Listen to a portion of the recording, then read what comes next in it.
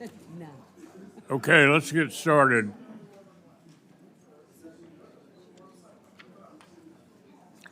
Okay, everyone, let's get started.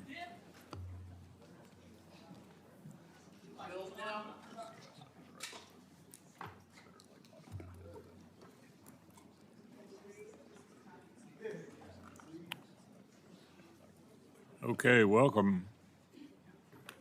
Everyone, the subcommittee will come to order. Secretary Hegseth, General Caine, welcome. Look forward to discussing the President's budget, and we appreciate the opportunity to do that today. Obviously, we have very good attendance. Today, the need for significant defense investments is as urgent and obvious as it is overdue. Quantity has a quality of its own, and the sheer scale of our defense commitments sends a powerful signal. But what goes under the top line also matters. The way this budget request is structured matters. This is not a $1.5 trillion defense appropriation request. It's a request for $1.1 trillion in base appropriations, and regretfully, another $350 billion in reconciliation. The good news is the base request reflects real growth, unlike the net cut in fiscal year 26 request, and very much unlike the Biden level CR in 25. But some of the most pressing items on the fiscal 27 to-do list are regularly downstream of missed opportunities in fiscal 26. For example, like the failure to fully fund $28 billion in multi-year contracts for critical munitions. The subcommittee did what we could to increase munition purchases above the fiscal 26 request levels, but we couldn't do it all without a sufficient top line. This year, the fiscal 27 request sets a higher top line, high enough, one would think, to build the department's highest priorities into the base budget request, instead of shunning them off into a one-time reconciliation request. Which brings me to the bad news. The 27 request fails to make room in the base budget for some of the military's top priorities. The distinction between base and reconciliation really matters. Base funding is what creates budget stability for the services and sends consistent demand signals to industry. And base funding is what gets extended by short-term continuing resolutions when work on a full-year appropriations is unfinished. As I said last year, reconciliation should be a supplement to, not a substitute for,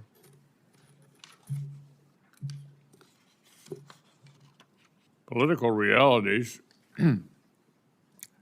will not always allow for party line budget reconciliation. And if the department's top priorities aren't built into annual appropriations, we're actually taking a big risk. The department is right to make Golden Dome, munitions, and the F-35 program and drone dominance top priorities. But these key lines of effort only work if we put them on solid fiscal footing. So, why is the department requesting funding for multi-year munitions contracts, which by definition require steady year-on-year funding via a one-time reconciliation? And why risk some of the president's top priorities like Golden Dome by not firmly building them into the department's baseline? National missile defense will require sustained funding over many years, not a one-year expenditure. Other key platforms like the second destroyer and the E-7 battle management aircraft aren't requested in base or reconciliation. So, Mr. Secretary, you've been outspoken about the pace of America's armed forces as the most, quote, powerful, most lethal, and most prepared military on the planet. I'm as committed as you are to sustaining that role. But that's precisely why I'm confused by the administration's failure to prioritize key systems in the year-on-year base budget spending. So I hope you'll explain the department's current approach to allies and partners. The stunning success of Operation Midnight Hammer and Operation Epic Fury illustrates the importance of the access, basing, and overflight granted by our allies in Europe and in the Gulf.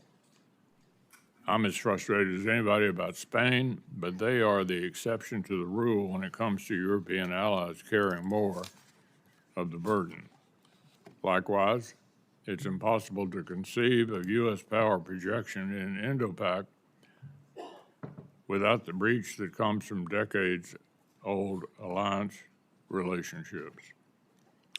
So I want to hear the department's view of the role of longtime allies in support of U.S. interests across the globe, because it's quite clear now that our expectation for European allies is no longer the focus of our own continent message that they received from your subordinates for most of the year. Our adversaries are working together to undermine America in the West, strained relations with our partners who are making generational commitments to collective defense and driving investment into American-made weapons and systems only serves our adversaries' interests and limits our capacity and deterrent power globally. So I want to hear about the future of capacity building with committed allies and partners. From the Baltic states to Taiwan and the Philippines, I expect the European capacity building investments intended specifically for Ukraine reach their destination without further delay. Wars in Ukraine and the Middle East clearly show that we have things to learn from our friends. If we want drone dominance, it makes perfect sense to deepen cooperation with the world's most drone warfare experts. I want to underscore this is not charity. When our partners are capable, deterrence is stronger, and the risk to our own service members is lower. This is true in the Middle East today as it was in Europe and the Indo-Pacific. And I think it's noteworthy that our allies in the Pacific have an interest in Ukraine, have sent representatives to NATO meetings. They're hoping for and expecting that NATO will play a worldwide role in defending democratic countries against these adversaries that we're all challenged by.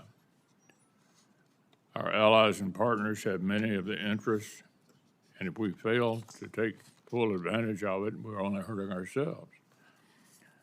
I'll end with one observation on the prospect of supplemental appropriations. The deficiencies of our critical munitions stocks and industrial capacity actually existed long before the conflict with Iran and Russia's escalation in Ukraine. If the administration sends Congress a supplemental appropriation request, it'll be an important step toward fixing a long-standing problem and investing in future deterrence. It shouldn't be a referendum on the war in Iran. I supported a national security supplemental in 2004, even though I thought President Biden's approach to Russia and Iran was too weak. I did it not because supporting Ukraine is in our strategic interest, but because these funds helped replenish American stockpiles and restore our own defense industrial base. And in fact, jobs were created in 38 different states in this country, in our country, American jobs. by a significant percentage of what that went for. Today, the need to expand munitions production and replace battlefield losses is actually even more urgent. So with that, I'll ask each of our witnesses, after we hear from Senator Coons, to make an opening statement and hopefully limit your remarks to 5 minutes. Chris? Thank you, Mr. Chairman. Thank you, Secretary Hegseth, General Caine, Chairman Caine, for appearing before us and for your testimony today.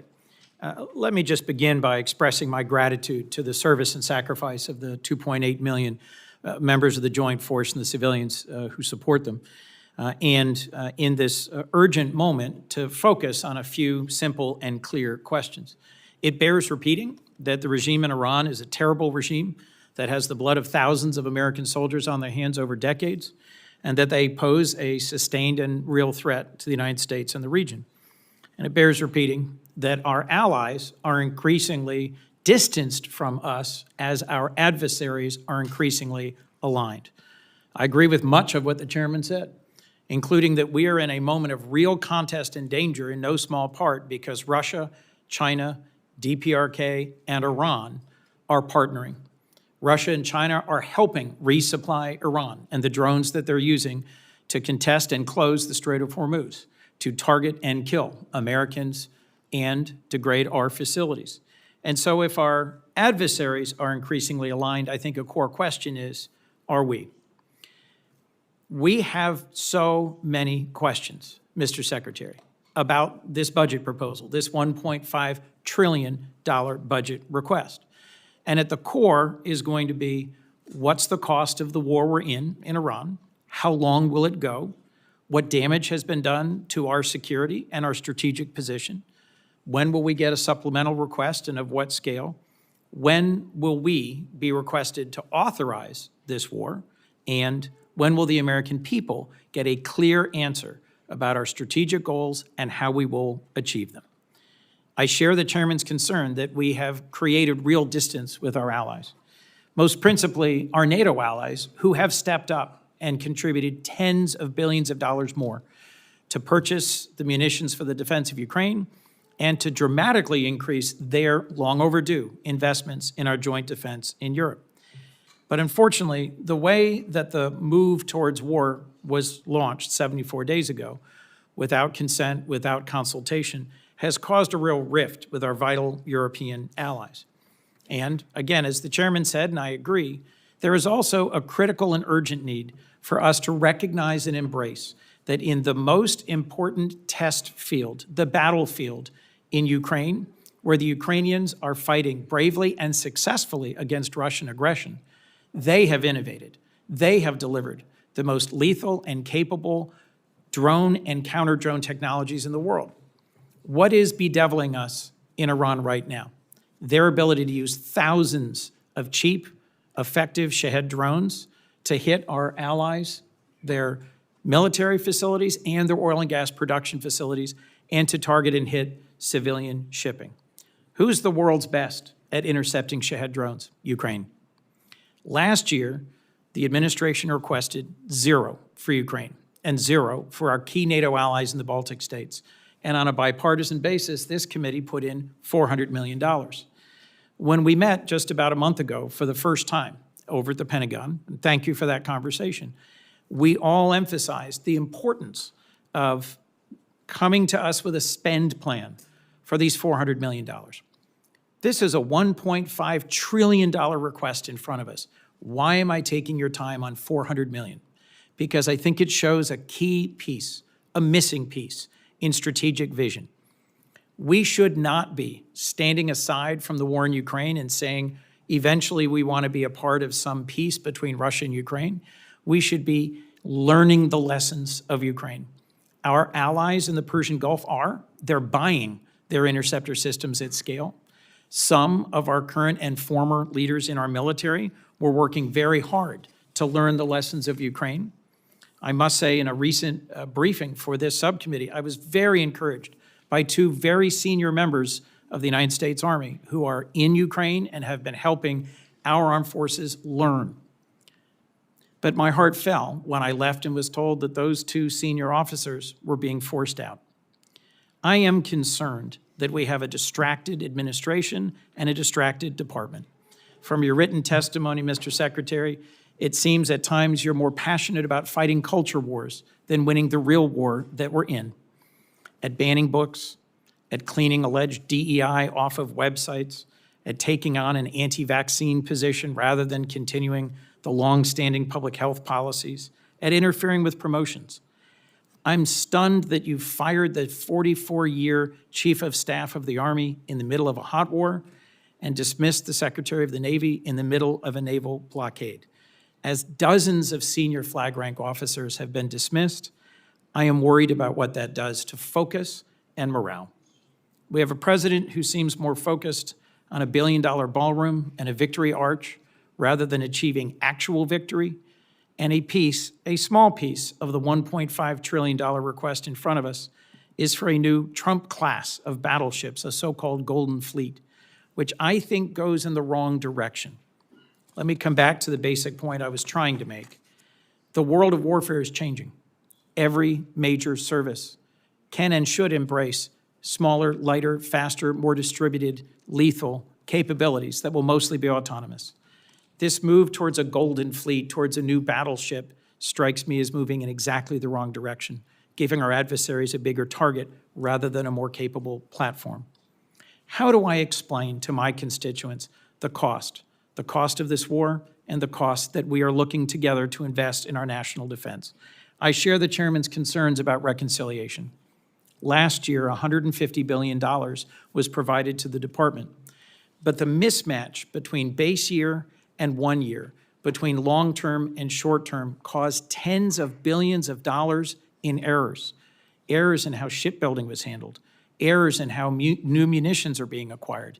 And working together on a bipartisan basis, we fixed many of those problems. This year's budget proposal triples that request to $350 billion. I agree with you about the urgency of our national defense. In your written testimony, you lay out 4 key goals: defend the homeland, deter China, increase burden sharing with our allies and partners, and supercharge the defense industrial base. As you've seen in the last Congress, I've worked with you and with Deputy Secretary Feinberg on multi-year munitions. I cheer the goal of finally passing an audit in 2028.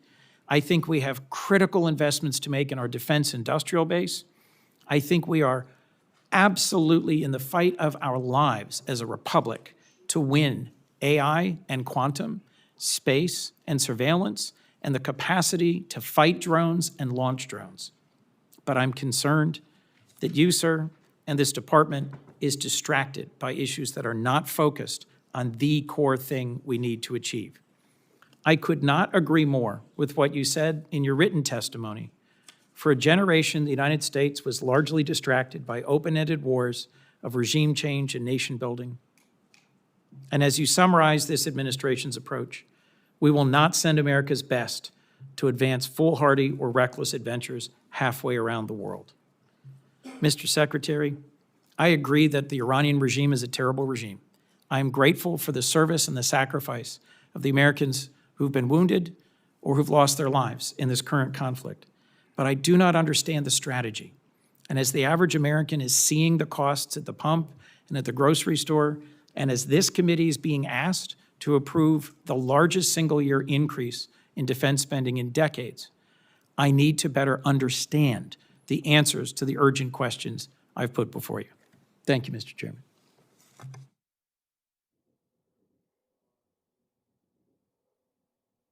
Yes, sir.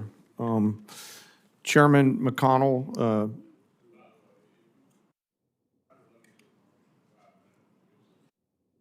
I have plenty of questions. Go ahead. okay, John. sir. I'll try to keep it short. Ranking Member Coons, other members of this committee, thank you for being here. I'm honored to be here alongside the Honorable Pete Hegseth and the Honorable Jay Hurst to talk about this year's President's budget. I'm grateful for the opportunity today to speak with you about the foundation of America's strength, our 2.8 million members of our joint force. And I'm continually inspired by the soldiers, sailors, airmen, Marines, Coast Guardsmen, Guardians, and civilians standing the watch. They all could choose to do something different, but they choose to come serve our nation and do something more important than themselves. I would also like to highlight the 40 members of the Joint Force who've passed on from operations, combat, and training during my time as chairman, to include the 14 members who passed and were killed in action in Operation Epic Fury, and also highlight our most recent loss, First Lieutenant Key from Africa, who was out there, TDY. As chairman, my duties to ensure civilian leadership has a comprehensive range of military options and the associated risks required to make our nation's most difficult and complex decisions. I owe the President, the Secretary, and you, the Congress, the truth at every turn, and my blueprint for this role has always been General George C. Marshall. His firm commitment to civilian control, to a nonpartisan military, remains my constant standard. I strive to follow his example by working with you and providing clear and candid, strictly nonpartisan military advice, and to present this committee and my civilian leadership the clearest possible assessment of risk, readiness, and executability, and mindful today of the unclassified environment that we're in here. We are, as you said, Chairman and Ranking Member, operating in a delicate and dangerous times. Global risk is scaling, and the complexity of the modern battlefield demands constant adaptation and innovation. Your joint force is operational at its core, purpose-built for the realities of a complex world. We're organized, trained, and equipped to execute the most demanding missions across the globe with unrivaled precision, as demonstrated by the actions and activities over this past year. We are the most professional military on earth, and we're able to do these things because of the deep, enduring reservoir of training, professionalism, and commitment. Our operational tempo is high, but we're designed to sustain it and rebuild quickly, but we need to rebuild faster. We build readiness every day, we train professionals every day, and we learn to sharpen our edge every day. And we build continually on emerging technologies, as the ranking member said, like AI, quantum, and others, and advance every day, led by great people in our joint force, like Commander Gary Wald, or Wald, G, as we call him, who's out there working every day on our joint staff. Driving this pace of change requires timely, predictable capital and sustained investment, and I look forward to discussing it today. The President's budget supports the Department's goal of recharging the defense industrial base and the national industrial base, those small mom and pop manufacturing companies that are out there in your districts that help us generate combat capability and combat capacity to ensure that we're globally integrated, properly armed, and ready when and if our nation calls on us, while always taking care of our most important treasure, and that's our people. I'm deeply humbled today to be joined by the Senior Enlisted Advisor to the Chairman, Fleet Master Chief Dave Isom, who represents the 1.8 million members of our enlisted joint force. They are the special sauce of America's military. We face dynamic and dangerous times, but I have incredible trust and confidence in the Joint Force today. I'm deeply grateful for those deployed members of the Joint Force that are out there right now doing our nation's work, and I remain humbled by the gift of the ultimate sacrifice that those fallen have given us, not just for the 40 during my time in this job, but across the history of our great nation, and their families who continue to soldier on. Thank you, and I look forward to your questions.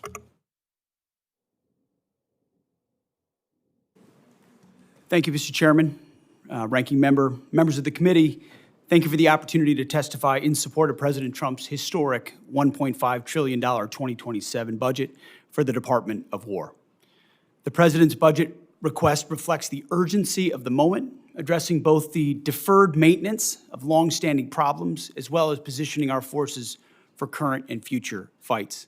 I'm honored to be joined alongside the Chairman of the Joint Chiefs and Jay Hurst.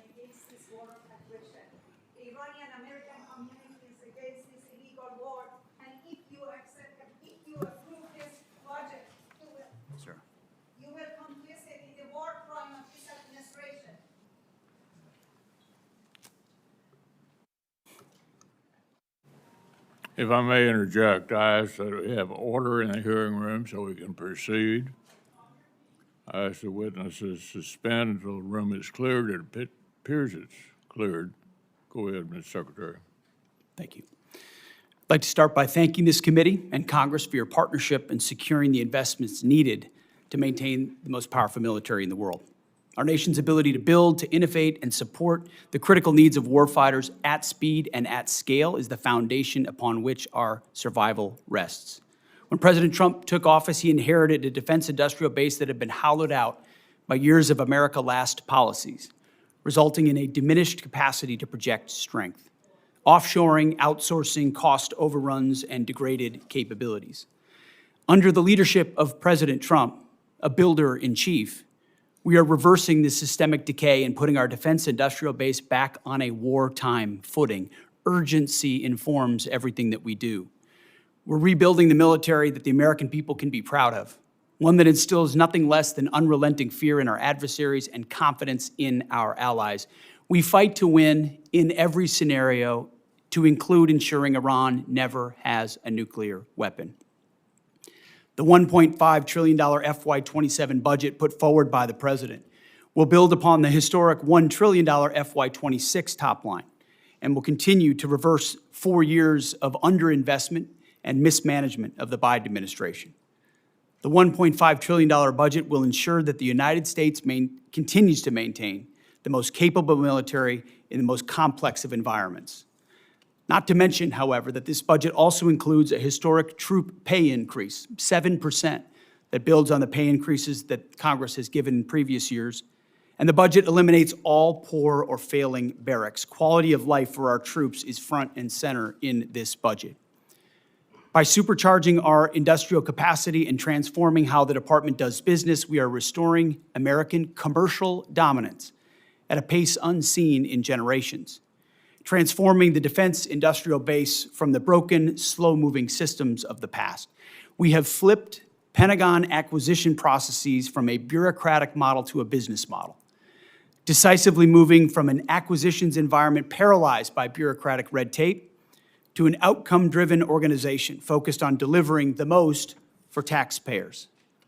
Over the past year, through historic multi-year procurement agreements, smart business deals, we have sent an unambiguous demand signal to our industry partners, large and small, to build more and build faster. The result has been a surge, a revitalization of our great American factories and a massive reinvestment in the skilled American workers who serve as the industrial muscle behind our warriors. I'll provide a brief overview of what's been accomplished on that front in just a few months. These are announced new facilities and investments in support of American warfighters. The department has helped stimulate more than 250 private investment deals in 39 states and 180 cities in 150 companies, not just the big primes, worth more than $50 billion. This has resulted in 280 new or expanded facilities and more than 18 million new square feet of American manufacturing, 70,000 new jobs. These $50 billion in investments in new plants, new assembly lines, and new factories are private investments, not taxpayer dollars. By completely transforming our department's business model, American companies, private companies, are investing in their own factories with their own money, a historic demonstration of American manufacturing and defense revitalization, all with their capital, not Uncle Sam's. This has not been done before and is long overdue. It's from a bureaucratic model to a business model. These investments equal great things for American families and American workers and help ensure that we can defend the American dream, all American made. Together with the help of this Congress, we're turning the lights back on the arsenal of freedom.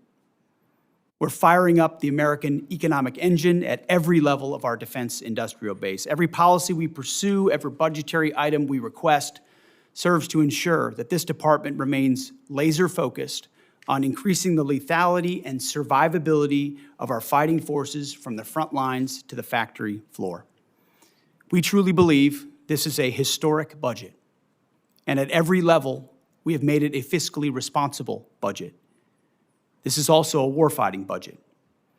Under President Trump, we are restoring the unbreakable might of American manufacturing, which has to underwrite everything. We're providing for our warfighters, and we are putting the people and interests of this country first. May Almighty God continue to watch over our troops, and may we honor the legacy of those brave Americans that we've lost. That is our sacred mission, and that's what we'll continue to execute on. Thank you for this opportunity, and we look forward to your questions. Thank you, Mr. Secretary. I know we all understand you're going with the president to China. We all agree they're the greatest long-term military and economic challenge to U.S. and our Western allies as well.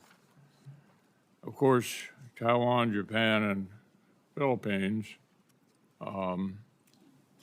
look to us. So can you reassure the countries out there in the Pacific that their security will not be on the table during the talks in Beijing? Is our strategy to preserve American primacy or simply to accommodate China's rise? And can you speak to our commitment to preserving freedom of navigation in places like the South China Sea? Well, thank you for the question, Senator. I would never purport to speak on behalf of the president or what he will say or how he'll approach these talks, but having an opportunity to watch him work, every aspect of what he pursues inside this relationship is to ensure that American interests are advanced. And our department, underneath that, we've worked very hard in that region, in the Indo-Pacific, with Japan, with the Philippines, and others, to make that a priority to ensure that America's security is amplified by burden sharing of partners who recognize the shared threats that we face and are willing to invest alongside us. And some of those things are known to the public. Some of those things are not known to the public. But since the beginning of my time in this job, we've focused in that area of operations to ensure that Admiral Paparo has every option available to include with partners to create all the dilemmas necessary to give America every advantage possible, whether it's freedom of navigation, access basic and overflight, and ultimately put the president in a position where he's going into Beijing in a position of strength, which he will be. So would you be a little more specific about navigation, particularly in the South China Sea?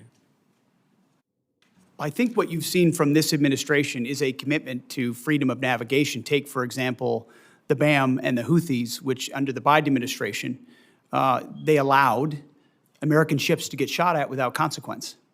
And President Trump undertook that mission, Operation Rough Rider, for 50 days, and the Houthis stopped shooting at our ships. It wasn't a nation-building exercise. It was an advancing of freedom of navigation and our interests. The same would pertain to any waterway in the South China Sea. American ships should sail freely, so should others in the international maritime sphere. Army Secretary Driscoll has described Ukraine as the Silicon Valley of warfare, as I suggested earlier. I think we all agree on that. And the outcome of the war really matters to American interests. Is there a policy preventing senior department officials from traveling to Ukraine? Do you support or oppose senior officials traveling there? We've had, Senator, we've had many senior officials travel there, and we learn a great deal. In fact, I've personally approved additional personnel there to learn from that drone battlefield, both on offense and defense, to ensure that we're learning every possible lesson from that conflict and incorporating it in real time into how we defend and we go on offense in an era where drone dominance is required. And that's why this budget spends so much on drone dominance. Take the lessons learned from Ukraine and other battlefields and ensure we're applying them throughout the fighting force as quickly as possible. Well, you know, I think what's not in dispute is that NATO is the most important military alliance in world history. Nobody's ever pulled something together like this and held it together to prevent the worst for a longer period of time. Basically, it seems to me that a lot of the European countries think that we're reducing our influence there, that they're sort of on their own, and somehow American leadership is not essential to NATO going forward. I would argue that it's certainly essential for us to continue to be the leader, and it's important to note the other countries that are looking to NATO, our allies in the Pacific, helping Ukraine, interested in coming to NATO meetings, anxious for America to continue to defend the free world, not just in NATO, but worldwide. It's a big job, and they're looking to us. There's nobody else who can do that. So what is the department's concise vision for the role of our allies and partners in defending America's global interests?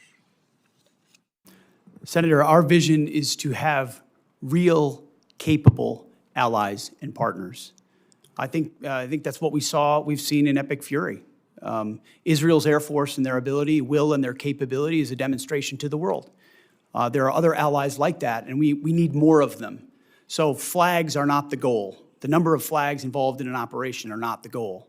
The goal is the number of capable formations who can actually fight alongside the American fighting man and woman. So it's not just us all the time. I saw that in Iraq. I saw that in Afghanistan. Our generation has experienced that.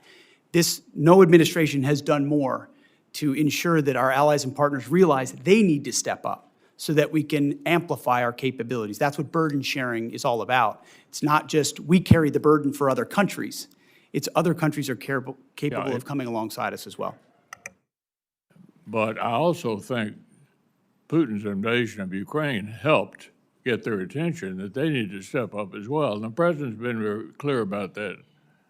So they are headed in the right direction. What I'm worried about is which direction we headed in. I think it's very encouraging that European countries have stepped up to ensure that Ukraine can defend itself. I think that's a very good development. Senator Coons.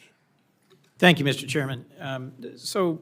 Mr. Secretary, in January, President Trump signed the fiscal year 26 Defense Appropriations Bill. It provided $400 million specifically to aid Ukraine in their fight against Russia. This is at a time when our European allies and partners have stepped up to take on the overwhelming majority of the cost of any munitions or support for Ukraine. So far, your department has not spent a dime of that $400 million, despite repeated follow-up requests from the chairman and myself. In a call just last week, your staff indicated we will see a spend plan for those funds this week. Will you commit to spending those $400 million for weapons for Ukraine, and when will we receive your department's spend plan? I appreciate that question. The $400 million for European capacity building has been released from the Secretary of War's office, and we'll work with EUCOM to make sure they spend it accordingly and properly, which we have all faith that they will. Mr. Secretary, when will this subcommittee get the associated spend plan for the $400 million? Yeah, I mean, we will work with your committee to make sure that the spend plan as allocated, I want to make sure EUCOM is fully informed in how they want to spend this. They're the closest to the problem set. And so working with them to ensure that you have the spend plan, we'll work with you. Mr. Secretary, thank you, but it's May, and this has been the law since January, and you or your representatives have been asked this repeatedly on a bipartisan basis by members of this committee, and I think dragging our feet on this small investment in Ukraine's defense sends exactly the wrong signal to Putin at a time when the contest for freedom has its front lines in Ukraine. As you said, Europe has stepped up, donating billions to buy U.S. weapons to send to Ukraine to help them as they continue to take ground on the battlefield. But it seems not all the money donated by our European allies is going to buy new weapons for Ukraine, as they had understood. The memo you released just last week, prior to your testimony at Senate Armed Services, indicated DOD has and will continue to divert some of these funds back into DOD accounts for our own use. Will you commit, Mr. Secretary, to spend every dollar donated by our European allies for Ukraine on new weapons and capabilities for Ukraine? The Pearl Initiative, which you're referring to, which is instituted underneath this administration so that European countries are paying for American equipment to provide as they see fit. NATO allocates where it would like to allocate that. It can choose Ukraine if it'd like. That money, when it's paid for, that's where it goes. It goes to those efforts. Well, look, as the chairman raised, and as I will repeat, I view NATO as the most successful mutual defense relationship we've ever had. And your comment about we need not flags, but real and capable allies, and the foot dragging on both Pearl and the investments in our Baltic allies and Ukraine causes me real concern. As you know, a bipartisan group of us from the Senate and the House went to Denmark to lay a wreath at the memorial to the 52 Danes who served, fought, and died alongside our troops in Afghanistan. Those were not just flags. Those were real warfighters who fought and died at our request in a war that began by NATO's initiation, a service and sacrifice in Afghanistan. I just think we're sending the wrong signal by the president's announcement of the intention to withdraw 5,000 troops from Germany. Could you help me understand what is the strategic reason for a drawdown of U.S. troops from Western Europe? I would just like to clarify, Senator, it's never about the heroism of foreign troops. I fought alongside great British and European and Australian allies in Afghanistan. It's the political caveats and the limitations that they come with. It's not the troops. It's the capitals of those militaries that limit what they're able to do, where they're able to go, who they're able to fight, that create limits on our own. And anybody that's been in these formations knows that. So it's easy to talk about here. It's another thing to apply. And we need allies that are burden sharing, not becoming a burden with political limitations. I'm not talking about the troops. Thank you. Our president said in Europe that we never asked for and never received anything from our NATO allies. Was that your experience in Afghanistan, serving and fighting alongside our NATO allies? I've written extensively about that, and the vast majority of my experience was frustration with the limits of what those troops were able to do because of the political caveats, rules of engagement, and limits that came from their capitals. But you don't doubt or question that about a third of all the combat casualties in our war in Afghanistan were our NATO partners and allies. I would have to go back and check that number, but I take your word for it. Let me just assert that hundreds and hundreds of service members from, as you put it, Australia and the United Kingdom, as well as many other of our allies, served, fought, and died alongside us. So I'm just going to simply say, in terms of our reliance on our partnerships, I'll agree with the chairman that at a moment when Russia and China, North Korea and Iran are coming closer together and delivering a bedeviling lethality in this ongoing war in Iran, for which we don't have a clear strategy or clear answers, our better strategy would be to partner more closely with Ukraine, dig in deeper with our real values-based allies, our treaty allies in the Western Pacific and in Europe, and together find a path out of this, rather than berating them and bullying them for not coming along in a war they were not consulted about or briefed on before it began. I look forward to a second round. Thank you, Mr. Chairman. Senator Collins. Thank you, Mr. Chairman. General Caine, when the Department of War was planning its operations in Iran, did you anticipate the closure of the Strait of Hormuz and the resulting impact on oil supplies for many countries, including here in the United States, where we've seen gas, diesel, and home heating oil prices go up? I ask this question because there's historic precedent, obviously during the Iraq-Iran war. Tankers were fired upon in the Strait. Senator, thanks for the question. As always, we have an incredible staff over at the Pentagon and down at USCENTCOM. And we always look at the range of military branches and sequels. I won't comment on any particular one because that gets to whatever advice I may or may not have given to the president, and I do that in private. But you should rest assured, as should the American people, that we cover and consider the full range of things all the time in our careful consideration of military actions and the advice and/or options that we present to our civilian leaders. It seems to me that there's been a different plan almost daily with dealing with this problem, which is why I ask. Mr. Secretary, let me start by thanking you for visiting Bath Iron Works in the state of Maine. The workers were very pleased to greet you and hear your encouragement and praise. The Aegis destroyers play such a critical role in our national security, from intercepting Iranian missiles to supporting combat operations around the globe. While visiting Bath Iron Works, you correctly described the DDG destroyers as the workhorse of the fleet and emphasized maxing out on DDGs sends a message to the world. I was also delighted that you noted that Bath built is best built, a slogan of which we're very proud. I fully agree with all those sentiments. That's why I was alarmed to see that this year's budget request only includes funding for just one DDG 51. That's down from 2 in FY26 and 3 in FY25. That reduction to a single DDG 51 creates uncertainty for U.S. surface combatant industrial base at a time when BIW is demonstrating huge progress in workforce retention, production stability, and faster throughput. So there needs to be a steady demand signal for DDGs in order to keep the yard operating at all phases, from cutting the initial steel to completing the ship.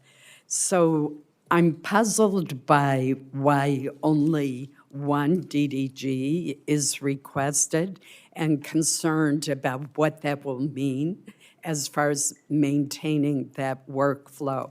I'm particularly puzzled by the decision in reconciliation to request $1.8 billion for foreign-born surface combatants at the same time that there's the proposed cut for American-built destroyers. Wouldn't providing a demand signal for U.S.-built DDGs from the department help the industry further increase the speed at which these ships are being produced? And I'm sure when you were at Bath, they probably showed you the chart of the enormous progress that they are making. I appreciate the question, Senator, and it was a great visit, and it's incredible what they do. To both your questions, the answer is shipbuilding capacity, and that's why we invest, $65 billion in shipbuilding in our shipyards, is because the reason for a request of that number is the ability to build them and how quickly. And so as soon as that capacity is increased, which we anticipate this investment will do, then we look forward to ordering DDGs into the future, because they are the backbone of our naval fleet. Thank you, Mr. Chairman. Senator Irvin. Thanks, Mr. Chairman. I associate myself with the remarks of Senator Coons earlier about the $400 million for Ukraine, and I hope that it is allocated quickly. I'd like to ask a similar question about the $200 million in that same appropriation bill that was designated for the Baltic Security Initiative. Has that money been released? If it has not been, it should be. I don't know, has it been released? Senator, so I believe there was a mistake with how the appropriations bill was written. We're trying to rectify that through a reprogramming action to make sure we have sufficient funds in the DSCA account to execute BSI. It's 5 months after that bill was signed into law. How long will this take? I think it's contingent on the reprogramming action being approved by the committees of jurisdiction of the Department of War. So you're suggesting it has to go back through Congress for the current appropriation? I need to move money between DSCA accounts to execute BSI. That's right. Well, I can tell you, I would like to work with you to dispatch that money. It is needed for the Baltics and Poland and needed on a timely basis. Absolutely. I'd like to take a moment to reflect on the war in Iran, which you, Mr. Hurst, testified before Congress, has cost us $25 billion, 14 U.S. military personnel tragically killed, and a tenuous ceasefire in place. As I look at the achievements, Iran to date, led now by an even more extreme supreme leader.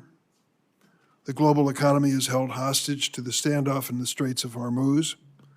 Our munitions stockpiles are dangerously depleted, and Iran is no further from a nuclear weapon than before our invasion.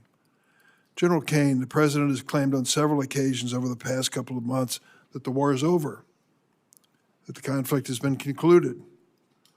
What were the goals of the U.S. conflict in Iran, and have we achieved them? Well, sir, I'm going to be mindful of my need to maintain trust with a variety of stakeholders in the job that I'm in, which includes you, the American people, the Joint Force, and the President. And to that point, only our political and civilian leaders set the national military objectives. Our military objectives have been clear the whole time around targeting Iran's ballistic missile systems, preventing them from threatening U.S. forces in the region, destroying the Iranian Navy, degrading its capacity and capability, and ensuring that they can't rebuild by focusing on their defense industrial base. I'll defer to the Secretary and the President on other strategic objectives, but that's what we've been focused on, sir. Do you feel that the situation in the Straits of Hormuz indicate a victory on our side? Sir, only political leaders decide victory or defeat, and that I'll leave it to them to opine on that. They are the ones who invoke or stop the use of military force. Well, then let me put it in strictly military terms. Can you explain to the American people who are facing these gasoline and diesel oil prices what is going on in the Straits of Hormuz, where Iran, which was attacked by us, seemingly as the Straits of Hormuz at a standstill, with 1,500 tankers waiting for either permission or peaceful circumstances to navigate?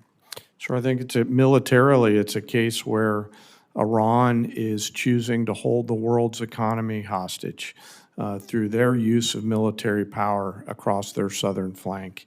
And so I would encourage Iran to reconsider that. And I would encourage those allies and partners who have an opportunity to come assist with that tactical problem to do so. Could you explain to the American people why, with the vast investment we've made in national defense and military, how Iran, after they've been attacked by us, is still capable of stopping the traffic in the Straits of Hormuz? Well, sir, it's a complex situation out there with a lot of different small boats that are out there and other capabilities. Some of this is on the commercial traffickers. Some of this is on, again, back to the main problem, and that's Iran holding the global economy hostage through the Straits. I would encourage them to think wisely about their next moves and to take the opportunity to open the Straits. They have that choice to make. They certainly do. I guess the question in my mind is, as we talk about trillion-dollar-plus budgets for our military, it appears that a very small budget is holding us hostage in the Straits of Hormuz. Yield, Mr. Chairman.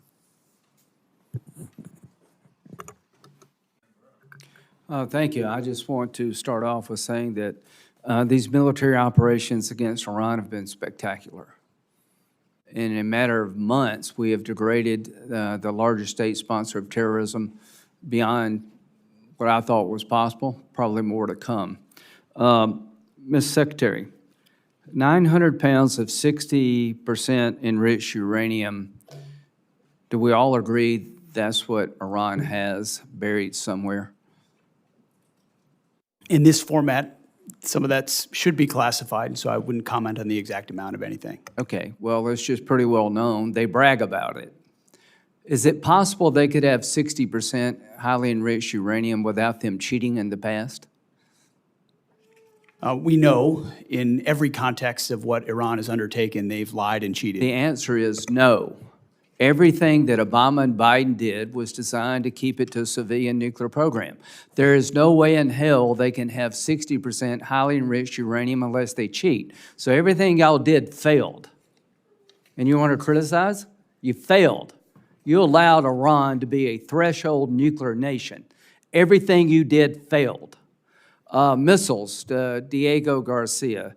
Did they shoot missiles at Diego Garcia, General Caine, the Iranians? Yes, sir, they shot a few. Under the protocols we had in place, were they supposed to be able to do that? Without reviewing the fine print, I believe the answer is no. No, they weren't. You failed there. You failed to stop Iran from being a nuclear threshold nation.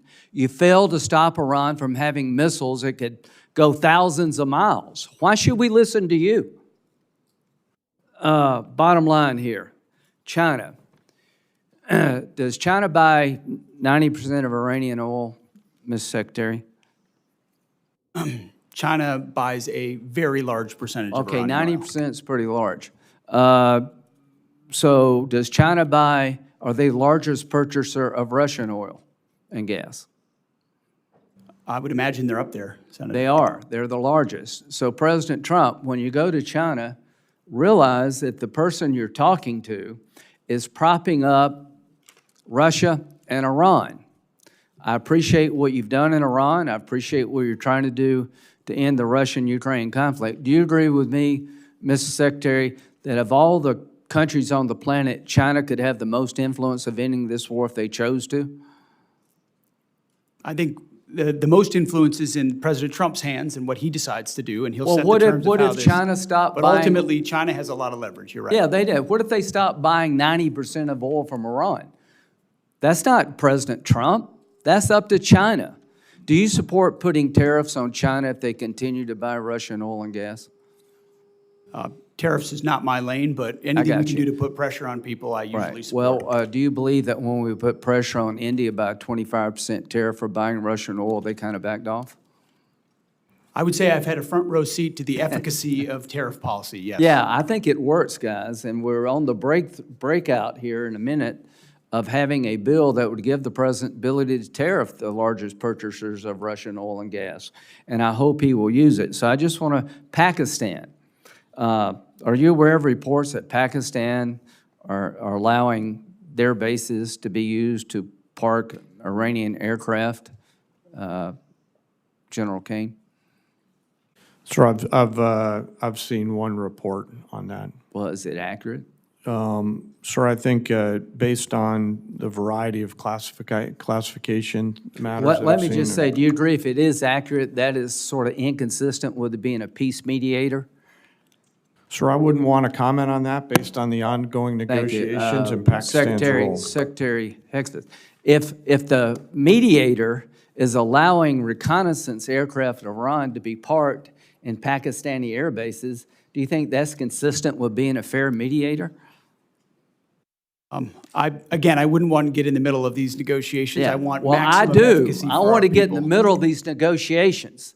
I don't trust Pakistan as far as I can throw them.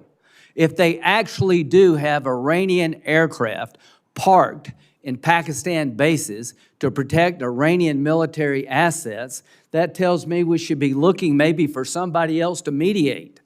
No wonder this damn thing is going nowhere. So, you know, I appreciate all you've done. I'm very supportive of it. But when it comes to Pakistan and China, enough already. Thank you.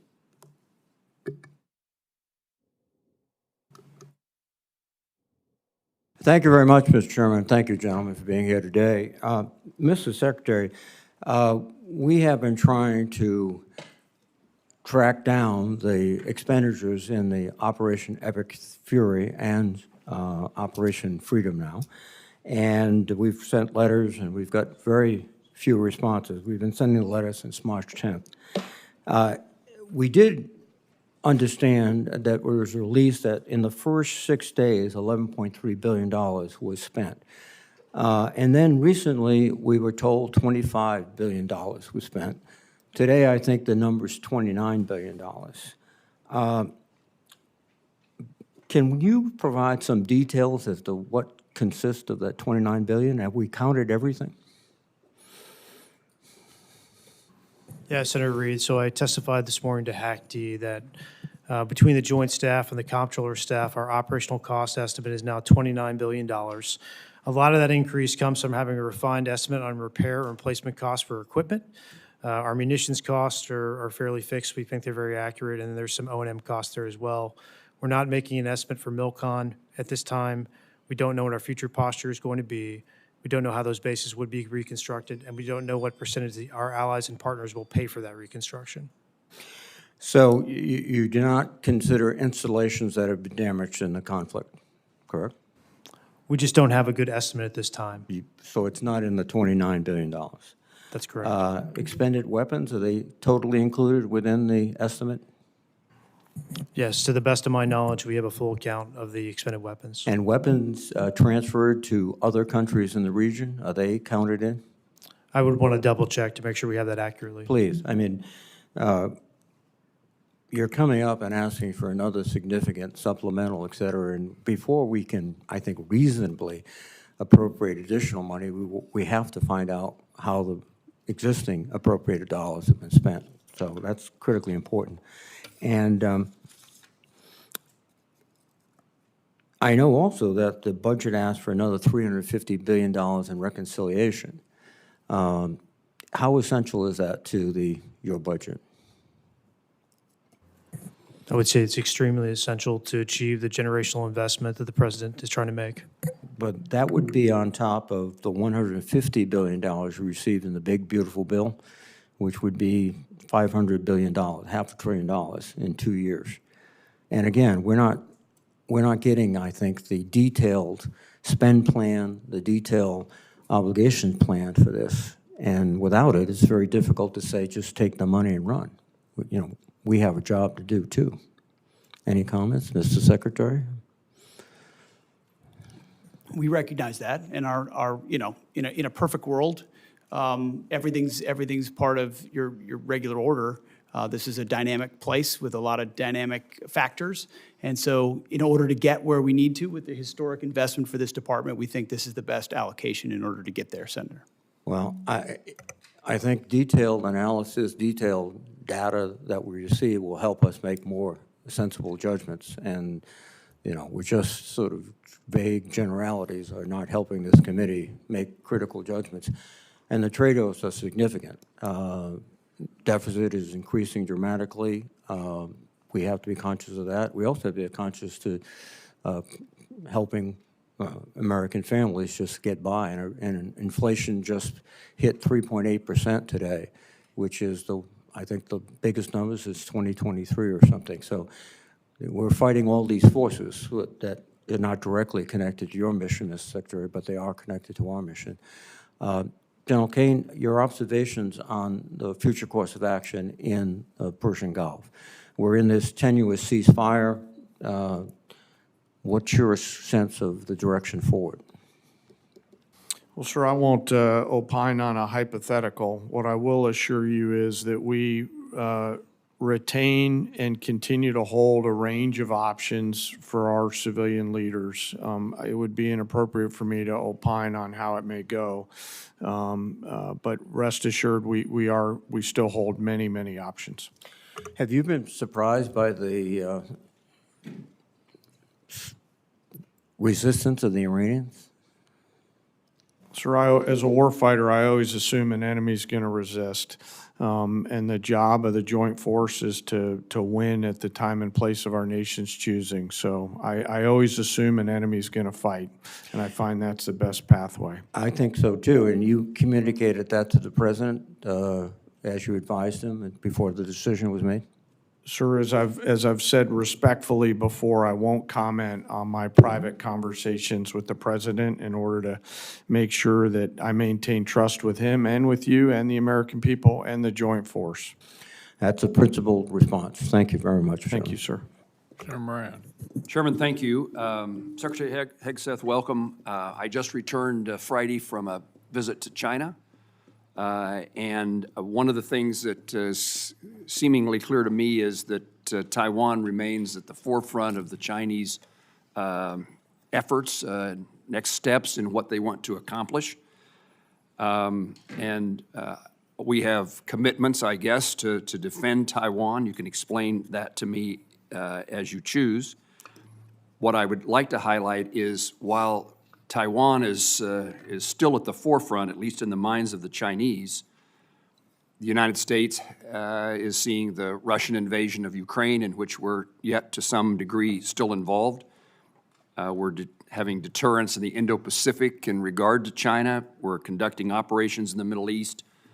All of that has drawn strategic capabilities from the joint force. One of the things I think we can do to augment our joint force is strong allied relationships, partnerships with others. Given the current threat environment that we are in and the scale of the global demands upon the United States, can you speak to how the department views the role of allies and partners in sustaining our global posture? And does the defense budget recognize, reflect the needs to strengthen allied integration and maintain credible unified deterrence?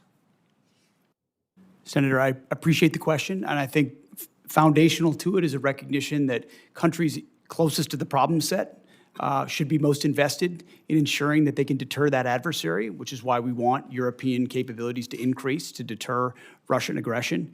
When you look at the Indo-Pacific, it's been a focus of our department since the day I showed up, whether it's ASEAN or Shangri-La or traveling to the region, going to South Korea, going to Japan, going to the Philippines, having them to our building to build out those relationships in a very real operational way. It's not about what we can sign. It's about what contingencies and dilemmas can we create for adversaries who may seek to expand their sphere of influence, whether it's militarily or economically or through pressure. And so I think while we've been involved in a lot of efforts around the world, through the president's leadership, we've reestablished deterrence. The world knows that America's word means something, from Maduro to the Houthis, to Midnight Hammer, to Epic Fury. When the president says you can't have a nuclear weapon, he means it. When the president says you're an indicted individual, he means it. Everybody sees that, including in the Indo-Pacific. And when you do that, plus build out your alliances, not based on talk, but based on capabilities, access, spacing, and overflight, training, interoperability in discrete ways, I think all the right people pay attention to that and see it. And that's been the focus in the Indo-Pacific for us for a while. And the budget request reflects those that circumstance that you just described. Very what much we're so. I would achieving. say Admiral Paparo, his request, his line items, his input was front and center in the build of FY27 to ensure allies and partners are considered. Yes, sir.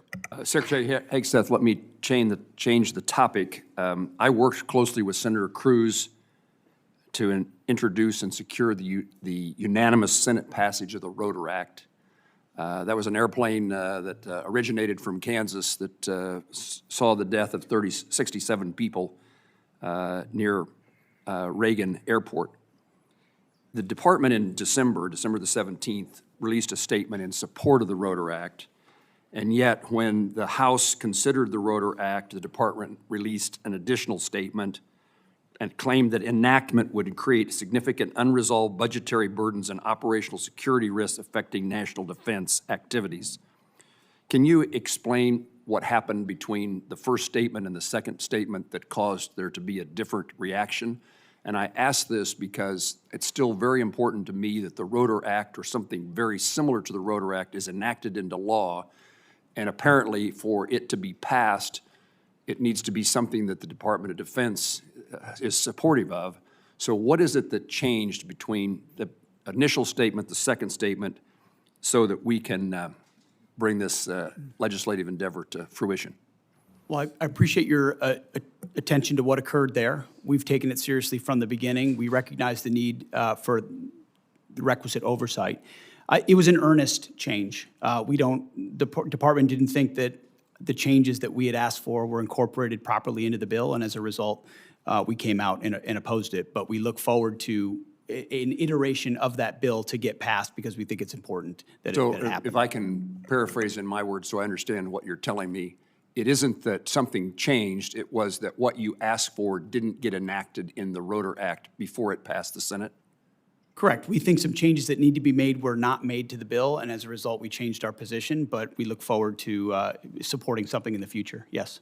In my 15 seconds left, General Caine, could I ask you to visit with me momentarily after the hearing so that I can raise a topic with you and have you point me in the direction of where I can find an answer? Of course, sir. Thank you. Senator Murray. Thank you very much, Mr. Chairman.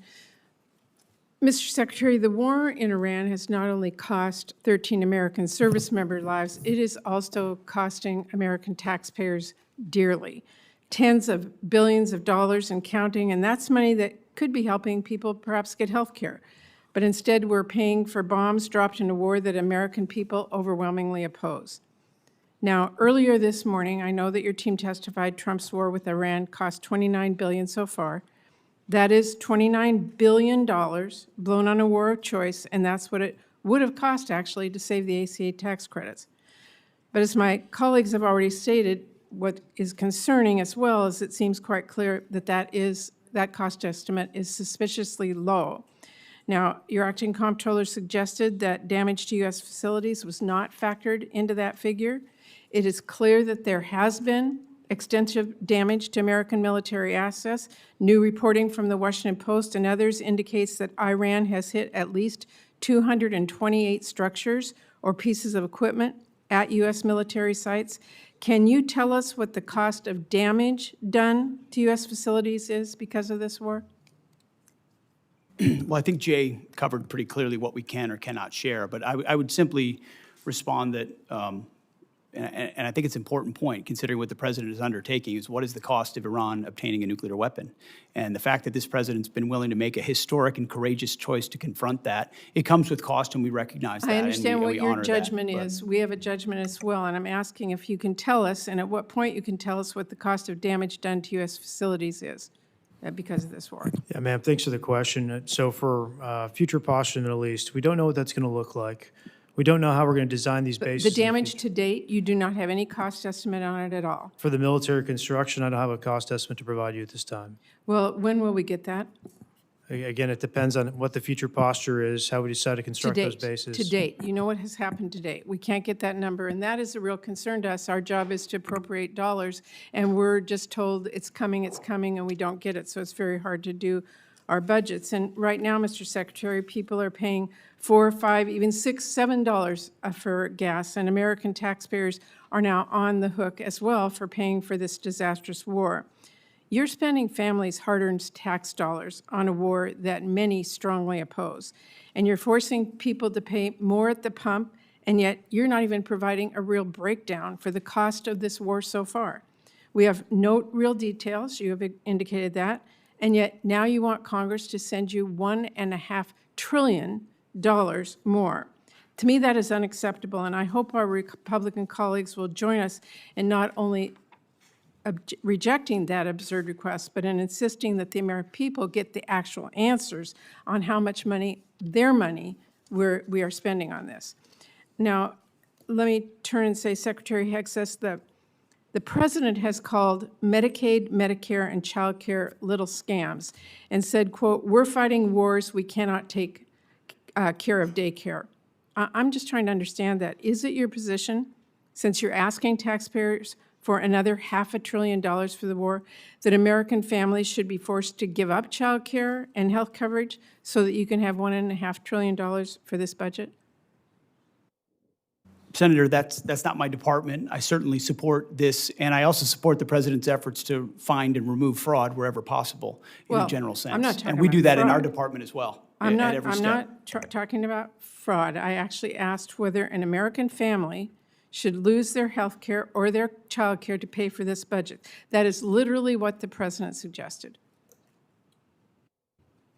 The president has proposed a historic $1.5 trillion budget that will defend the nation and confront threats like Iran, which previous presidents allowed to happen, as Senator Graham pointed out. Well, Previous we're- administrations said they wanted to Your take care of this opinion, problem, the and question- they did not, and he's The question in front doing of this it. committee, the question in front of the American people is, what are they being asked to give up for this $1.5 trillion? That's where I was talking about. And lastly, Mr. Secretary, your budget request cuts through Trump's ramblings and really, to me, makes the truth clear that you and the president don't value families as much as you value defense contractors. You want to increase the war I budget. meet Let me every finish. family at Dover. Okay, don't tell me Let we me- don't care about families. We Mr. sure do. Mr. And we Secretary- take care of them in every way we possibly can. I'm asking you about taxpayer dollars that everybody has. So when we've been to war before, we have asked people to do victory gardens. We've asked them to pay more. You are not doing that. You are asking for $1.5 trillion, which means something else has to be given up. That is what this committee is looking at. You want to increase the war budget for the next year by $500 billion. That is taxpayer money that could be used to feed families or build new affordable homes or wipe out some diseases completely or increase child investments 20 times over. But you are asking us to blow it all on war, and that's not even counting the money that you have spent bombing Iran or that you may still request in a separate supplemental. And to me, this budget wasn't even strategically crafted. $1.5 trillion is like the president decided that was the number and you all filled in the blanks. So what I'm here today to say is you asked for a massive laundry list of unnecessary spending. It's a huge payday for defense contractors, and you still don't even ask to give DOD civilian workers a pay raise. And to me, this is absurd. I know you do not care what I have to say. So let me quote you someone you might actually listen to. President Eisenhower. He said, "Every gun that is made, every warship launched, every rocket fired signifies, in the final sense, a theft from those who hunger and are not fed, those who are cold and not clothed. This world in arms is not spending money alone. It is spending the sweat of its laborers, the genius of its scientists, the hopes of its children." That is what this budget proposal is asking. It's going to leave Americans cold and hungry to fund Trump's war and make defense contractors a fortune. So that is why I hope this committee throws that in the trash and comes together with a budget that works for all American families. Thank you, Mr. Secretary. Thank you, Mr. Chairman. Senator Hoeven. First, I want to thank you, gentlemen, and all of our men and women in uniform for the incredible defense of our nation, what we're seeing really around the globe, and certainly in the Gulf right now. The professionalism, the capability of our men and women in uniform is frankly beyond belief. It's just amazing. And we need to say thank you to those men and women and their families every single day. It's really something. My first question is, Mr. Secretary in General, is there a way to secure the Strait of Hormuz before we fully resolve with the conflict with Iran? Well, thank you for your statement up front about the troops, and we certainly feel the same way. They're the best of America and deserve the best from all of us. As it pertains to, I actually didn't get a chance to reply to Senator Durbin, who said that Iran was attacked by us. I would take issue with that. For 47 years, we've been attacked by Iran, and they've Right been on. lying to pursue a nuclear weapon, and Absolutely. President Trump had the courage to do something about it. I don't think enough has been stated about the blockade and the power of the blockade and the dilemma that our blockade creates for them. They can't move anything out of Iranian ports, and over, I think it's 65 ships at this point have been turned around or disabled. The economic pressure that creates on them greatly outstrips the pressure on us, and we don't use the Strait of Hormuz anywhere near as much as the rest of the world does, or certainly they do. And I think it creates a lot of dynamics for future energy dominance for the United States of America, considering the increased capability that our country has, not to mention opportunities in Venezuela. So we have a range of options, as the chairman and I have discussed extensively, mostly privately, but some in public, to ensure that transit were to continue, should the president or others want us to go in that direction. But ultimately, we control the strait. Because nothing's going in that we don't allow to go in. And trust me, when we look at what Iran's thinking about that, they know they can't break it, and it's very concerning for them. Iran only responds to strength and force. And that's specifically why I asked the question, in that their evil regime, can make their people suffer and hang in there.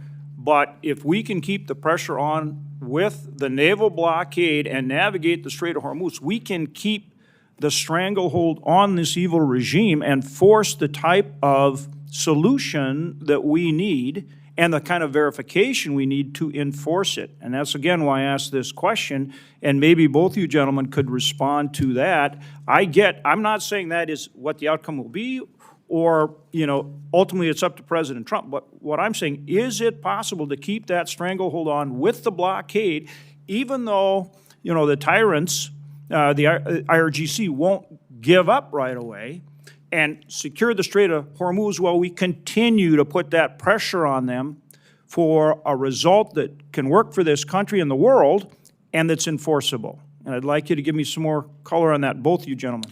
Sir, I'll take a moment here and talk about pressure.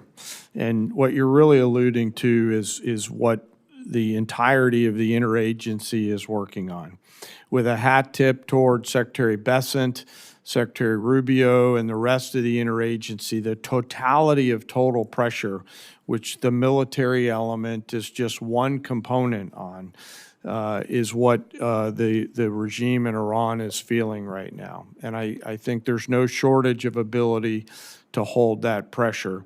The decision on for how long to hold that pressure is, of course, a political one and within our civilian leadership. But I would highlight that they are absolutely feeling that pressure, not just from the blockade, as the Secretary talked about, but the continuation of sanctions that Treasury and others have put on there, and we retain a range of military options. Well, I 100% agree with you, but their ability, the regime's ability to endure pain is significant because they just put it on their people. My point is keeping that pressure on them, but at the same time securing passage in a way where commercial traffic will start moving. That relieves pressure on us and our allies, and that's what I'm asking for more color on how you effectuate that. Senator, there are options for that, should we go in that direction. There's a multitude of different directions, should the president seek to go that way, that we're prepared to operate on.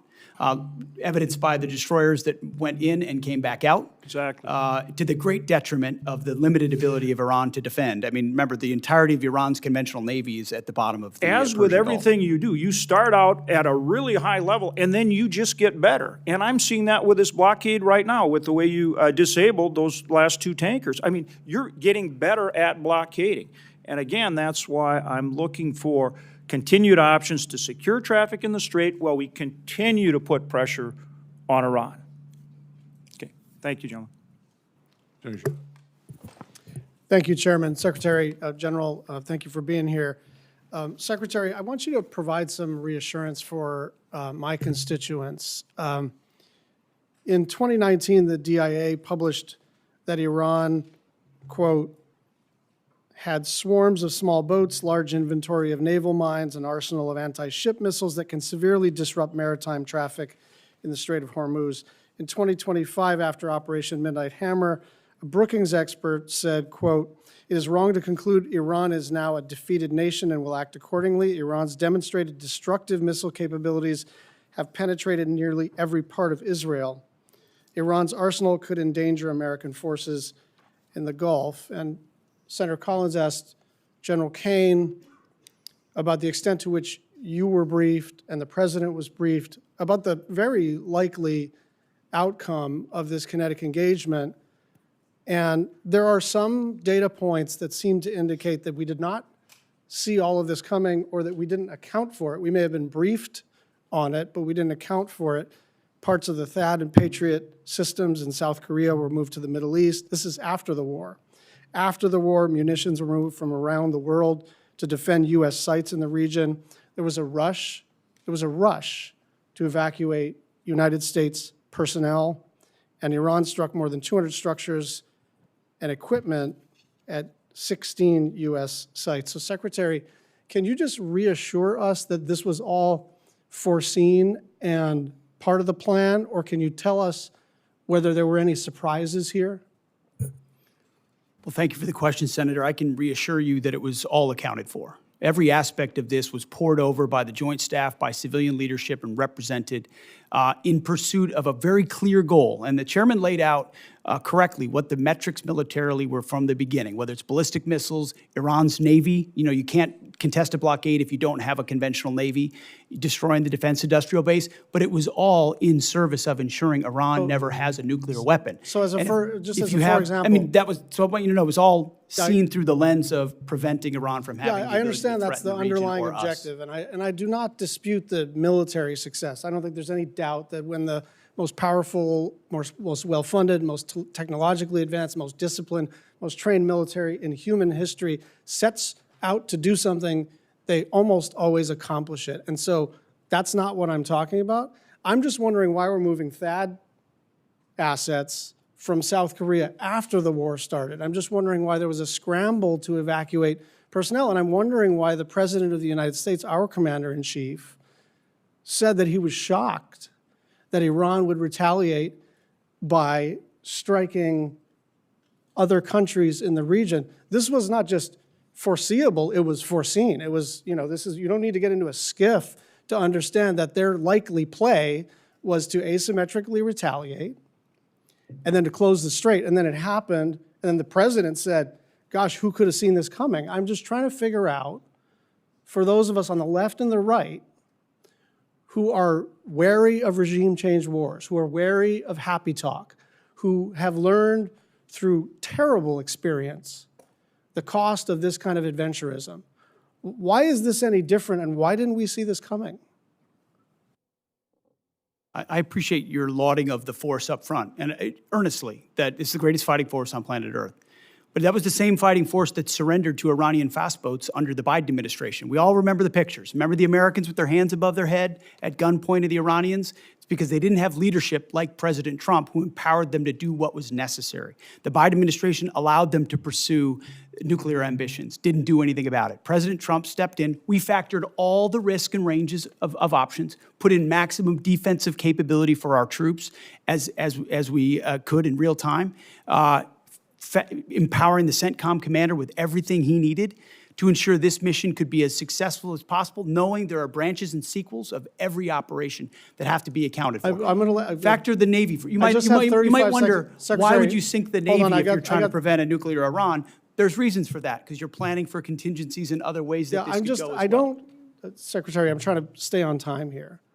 I hear what you're saying. I just don't hear an answer to the question of why we had to take certain actions that could have been taken before the kinetic engagement and would have kept our assets and our personnel more safe and would have looked and actually been more planful, more thoughtful, more well executed. Why are we doing all of this stuff as if it's a scramble if all of this stuff was foreseen? I think I'm quite confident, along with the CENTCOM commanders, that we took every action possible to ensure that we were prepared for this conflict. Thank you. Senator Murkowski. Thank you, Mr. Chairman. Mr. Secretary, gentlemen, thank you. I wanted to start off my questions with a focus on the reconciliation package. I know that it has not yet been introduced, but we're told $350 billion. Here's my concern, and I'm just going to be really direct. We've got a second reconciliation that we're going to be dealing with in these next few weeks regarding immigration enforcement, and we're halfway through a calendar year. A third reconciliation may or may not happen. I'm just being direct and upfront. I think certainly the focus will be to try to move us to that. But here's my concern. If we have a $350 billion sitting in the reconciliation package, you look at what is contained in that. 53 of your 85 requested F-35s. So I look at that and say, wow, if the reconciliation bill fails or doesn't advance, you drop below your own FY26 fighter procurement baseline. Over $53 billion for drone dominance. I think this is all something we support. Over $113 billion for munitions production and industrial base investment. There's other areas. So here's my question. I worry about us banking on a third reconciliation package I know we don't want to engage in the speculative here, particularly if it's a negative, but I'm worried about the committee accepting a defense budget where effectively a quarter of it, including some of the bread and butter procurement requirements, depends on a third reconciliation package that may be an uphill climb. And so I don't know, Mr. Secretary, if you can kind of walk me through why I shouldn't be worried about this, why what is included in the base budget bill will be the good coverage that we need, and it is not necessarily dependent on an additive of the reconciliation. Senator, I appreciate that perspective and share your concern. That's why one of the main efforts, setting aside operations and everything we do in real time for the troops, is ensuring that both the base discretionary budget and reconciliation are passed so that President Trump's historic budget is realized. Because of the underinvestment of the past, whether it's continuing resolutions or Biden budgets, we need to supercharge our defense industrial base, our munitions into the future. And so our entirety of our team and our department is running in the same direction to ensure that reconciliation as swiftly and as clearly and cooperatively as possible is passed alongside the base discretionary budget. Well, I understand that, but I just need you to understand our concern here, that you've got your base budget and then you have the reconciliation. I want to ask about the Iran authorization. No great secret around here. I have been talking about an authorization of use of military force. I understand that the administration has made clear that you believe that the actions taken thus far fall under the President's Article 2 authority. I think reasonable people have disagreed about the boundaries of presidential war powers for a long time. But the War Powers Resolution is pretty clear here. It requires the President to terminate hostilities within 60 days, absent congressional authorization. I think it's important that we in Congress actually assert our own role and responsibility to this. That 60-day clock expired April 28th. And then on the 1st, the administration sent letters to congressional leaders asserting that the hostilities has ended. But I think where there is confusion is when the president says hostilities have ended, we still have 15,000 troops that are forward deployed, more than 20 warships in an active naval blockade. CENTCOM has redirected 61 commercial vessels, disabled tankers. In other words, it doesn't appear that hostilities have ended. And so the question to you is whether or not the administration has considered or had intended to seek an authorization of use of military force from the Congress. Senator, our view is that should the president make the decision to recommence, that we would have all the authorities necessary to do so. Do you think that it would be helpful to the president if it was made clear that in fact the Congress did provide an AUMF? I think the president, our view is that he has all the authorities he needs under Article 2 to execute. Thank you, Mr. Chairman. Okay, here's where we are. The vote is about over. The Secretary has to get with the President on the China trip. I'm going to ask Senator Murkowski to wrap up. And thank you all for being here. Baldwin, Shaheen, and Kennedy. Baldwin, Shaheen, and Kennedy still have questions. Wrap up after. Hold here.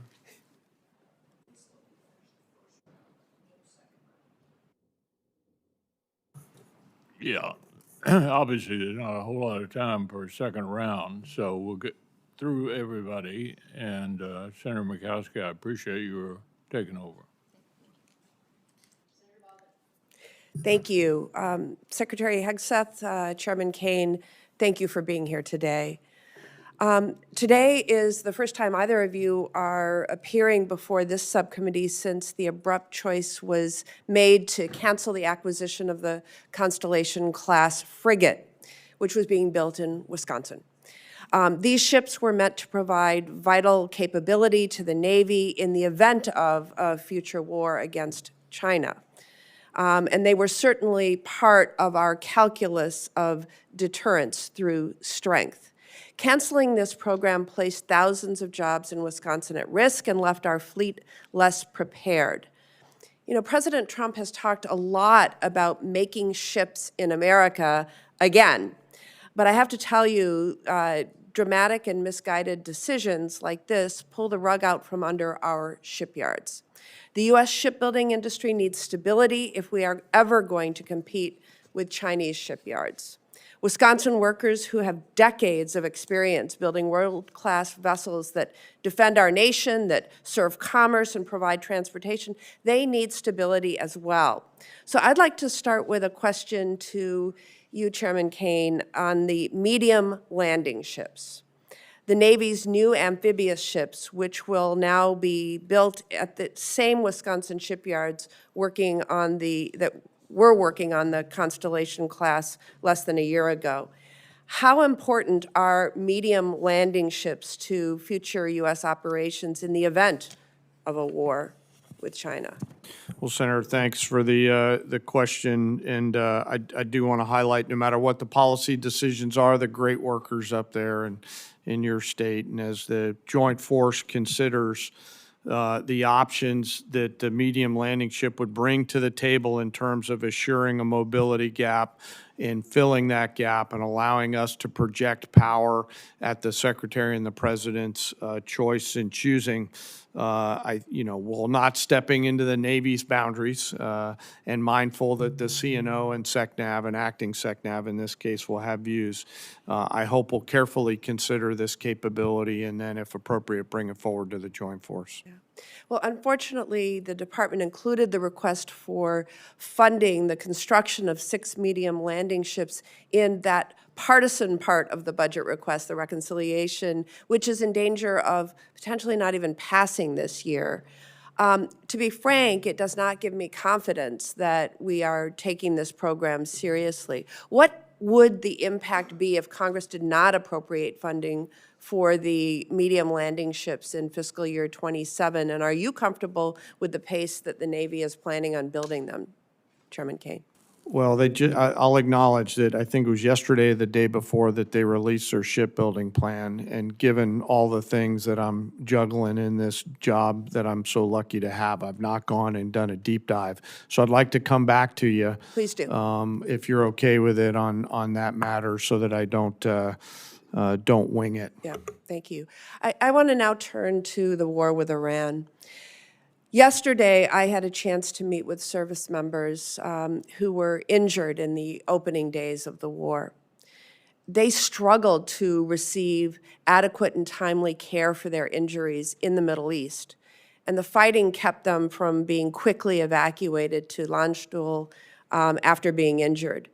These service members have since been diagnosed with traumatic brain injury, but initially struggled to get properly evaluated or treated, in part because some of our military hospitals overseas and in the U.S. did not have the capacity for them.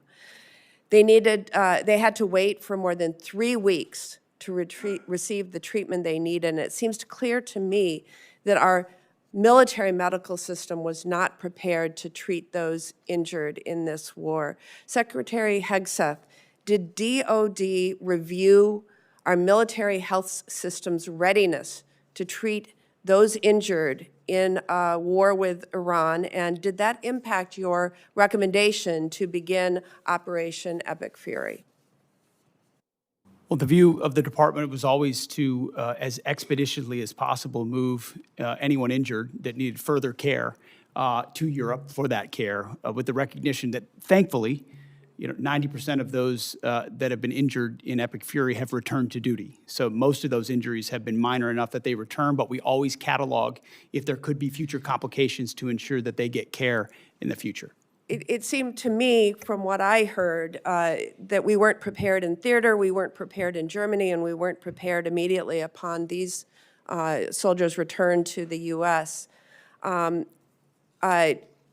you commit to ensuring that every service member, including my constituents, will receive necessary medical care after being injured in this war, and that the military health system is now prepared for any future casualties in this war? We have been, and we will continue to be.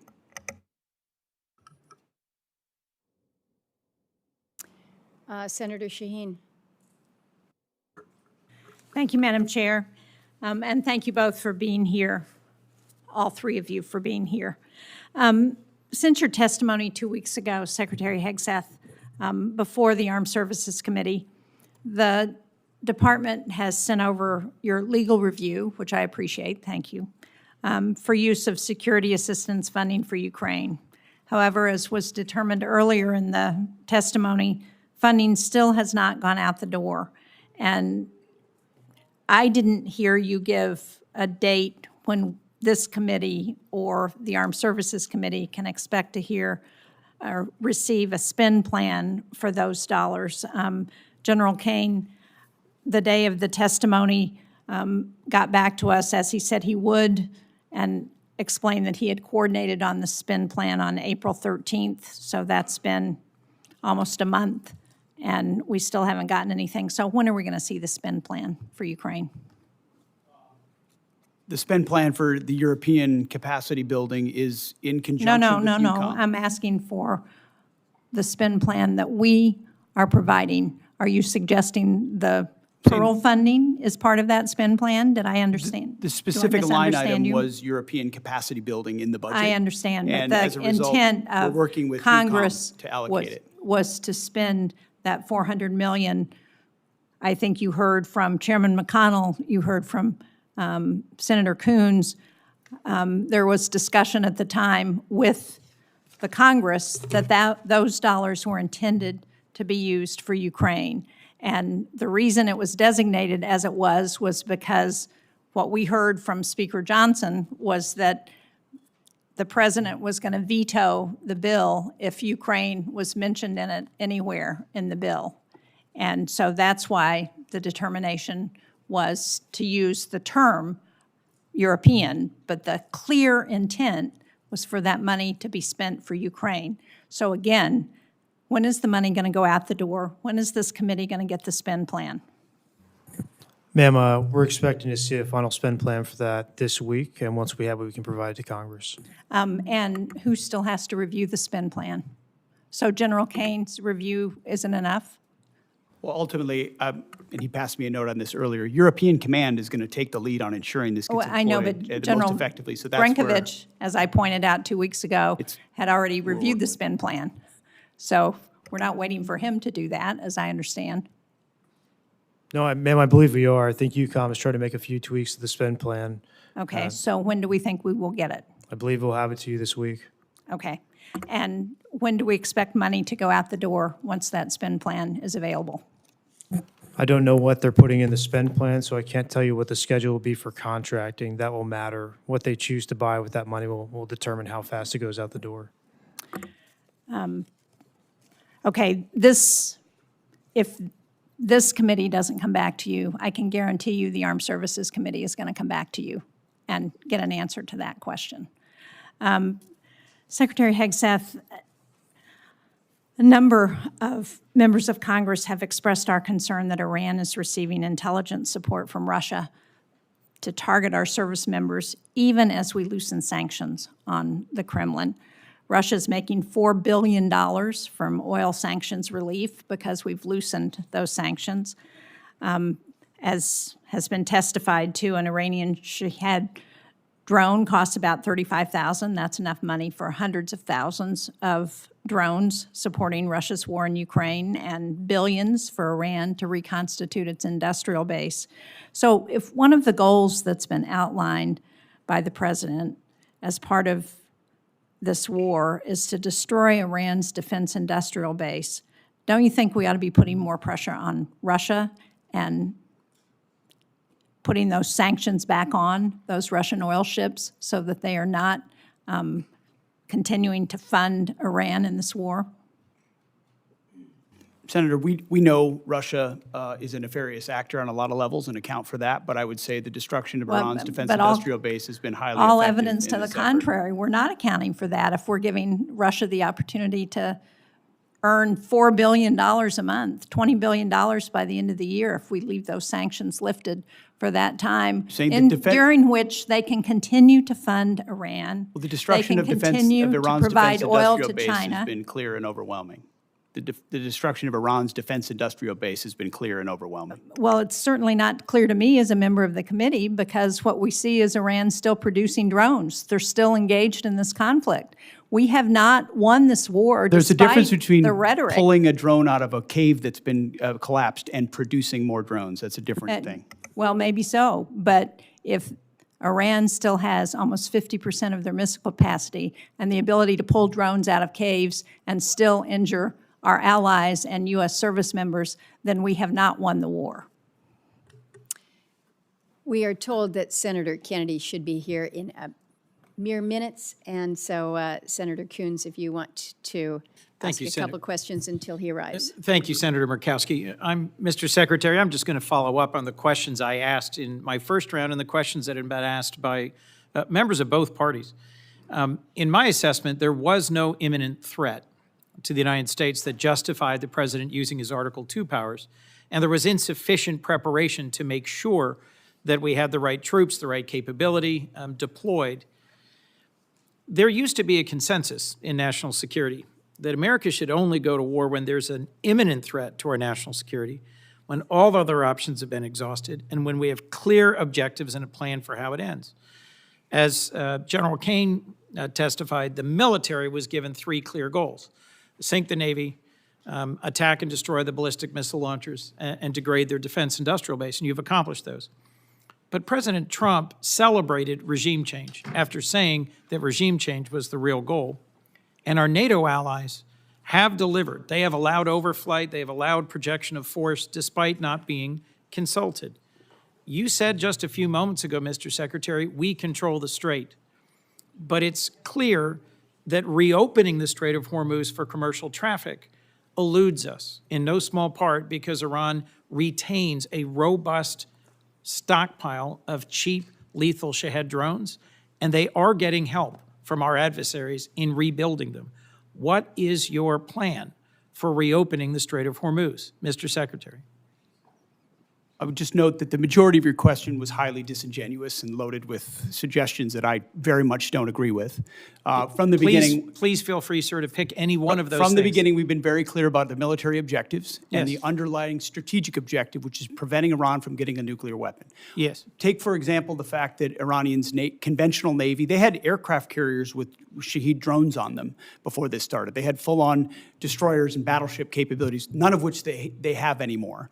And Did the their inability Iranian to- Navy have aircraft carriers? Iranian Navy had 3 drone aircraft carriers. The Iranian Navy They had 11 launch submarines. platforms for drones, sure. They had 11 submarines. And you've They had sunk a all of the terror regular Navy. Great, good.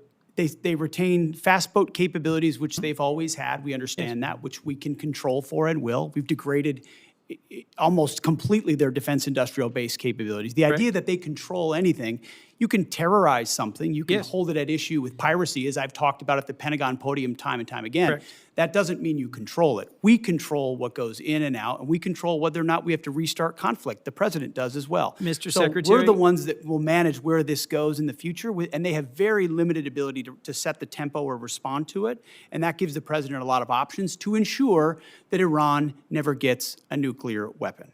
The connection between their ability to close the Strait of Hormuz using fast boats and Shahed drones and our strategic goal, shared broadly, to prevent them from ever having a usable nuclear weapon is utterly unclear to me. And my question was, what's the plan for reopening the Strait of Hormuz to commercial traffic, given shared broadly, but skyrocketing never prices? executed. Shared broadly, but never executed, because previous administration didn't have the willingness to actually do what it would take. And when Iran was at its weakest moments following the 12-day war, but still wanted the pursuit of a nuclear capability, President Trump made the courageous decision to go at Their conventional umbrella and shield, which they were using to protect their nuclear program, which we knew came with threats and branches and sequels. My which we've concern, accounted Mr. for. Secretary, is that you've achieved a series of tactical successes, but are on the verge of a strategic loss, because we are now negotiating. I just think it's so a foolish. demand- Here we are in a committee in the United States Senate, 74 days in, and you're talking about strategic loss. We have the ability to 74 defeat days a in. 47-year threat of a pursuit of a nuclear weapon. We have more leverage than we've ever had. We've had incredible battlefield successes, and you're talking about a strategic loss cloaked in Secretary. disingenuous questions. Mr. This Secretary. Is how you Mr. undercut Secretary. efforts that could otherwise and are otherwise I am being not very your effective. enemy, sir. I am not your adversary. I share your goal of preventing Iran from ever having a usable nuclear weapon. To finish my sentence, control of the Strait of Hormuz, the ability to degrade our partners and allies' gas and oil production capabilities through cheap drones, the ability to harass and harry commercial shipping remains in Iran's hands. And their demands are that we recognize sovereignty for them over the Strait of Hormuz, which I believe our president's rejected, you've rejected, I reject. But my question remains, how do we reopen the Strait of Hormuz to commercial shipping? If we control it, how do we reopen it? And your average American is seeing this at the gas pump every single day as the cost of gas continues to rise. Senator Coons, I know that your question has not yet been responded to. And it deserves an answer. It does But I deserve also an understand I'm answer. delaying my colleagues. But that's the question that deserves an answer, Mr. Secretary. We do have Senator Kennedy, followed by Senator Murphy, and I know that Secretary has a time departure. Thank you for your indulgence, thank you. Madam Chair. Thank you. Mr. Secretary, welcome. Can we agree that if you took President Xi Jinping and turned him upside down and shook him, that the African country of Mauritius would fall out of his pocket? I don't know if we can, but I'd like to indulge you on that. Well, let me try it another way. Mauritius is good friends with China, is it not? I understand there's some level of a relationship there. Yeah. Yeah, like they're BFFs or whatever the young people call it. Prime Minister Starmer wants to give Diego Garcia and the Chagos Islands to Mauritius, which has virtually no connection with the Chagos Islands, who will promptly give a spare key to Diego Garcia to China. Is that accurate? What I would underscore is that Diego Garcia is a very strategic location, and having the ability to operate there for the United States military is going to be critically important But in the future. Starmer wants to give it away, does he not? As President Trump has stated, there's been some pretty bad deals made by the Brits as it pertains to Diego Garcia. I'd like to yes. hear you, I mean, the president's been back and forth on this, and I've talked to him a lot. He is not going to agree to that, is he? No, as the president has stated, it was a bad deal that was cut by the UK and Prime Minister Starmer as it pertains to Diego Garcia, as evidenced by limitations that our troops could face in how we use that island. Yes. All right. I appreciate that. My understanding is that the classified information and unclassified, it's public, showed that our intelligence discovered that not that long ago, Iran had developed the supreme leader, now dead is fried chicken, but they have a new supreme leader, had developed a new game plan for their nuclear weapons program. And their game plan was to jack up missile, both ballistic and cruise missile production and drone production, and put together this huge stockpile of missiles and drones. At which point they would turn to the United States and Israel and the rest of the world and say, we're going to restart our nuclear weapons program. If you bomb us again like you did in June, we will destroy the Middle East. And by the way, our missiles can now reach Berlin and London and Paris. Is that my understanding of one of the reasons, the main reason we went into Iran? I think that's pretty well articulated, Senator, that they were trying to use the umbrella of their established conventional stockpiles to blackmail the rest of the world in pursuit of their own nuclear weapons. Now, let's Yes. talk about Iran today. Can we agree that Iran, both the public and the private sector, is being held together right now with spit and duct tape? Spit and duct tape is not a doctrinal term, Senator, but I would agree with something along those It's a lines. Louisiana term. I mean, 7 out of 10 Iranians are out of work. We bomb their infrastructure. They've got 70% inflation. Their internet's shut off. You know better than I do what we've done on the military side. Their launchers, gone. Their missiles, for the most part, gone. Their drones, gone. Do they have some left? Yeah. Their Navy, gone. Their Air Force, gone. You can get in an airplane, you personally, and fly anywhere you want to across Iran right now and feel safe because they don't have any air defenses.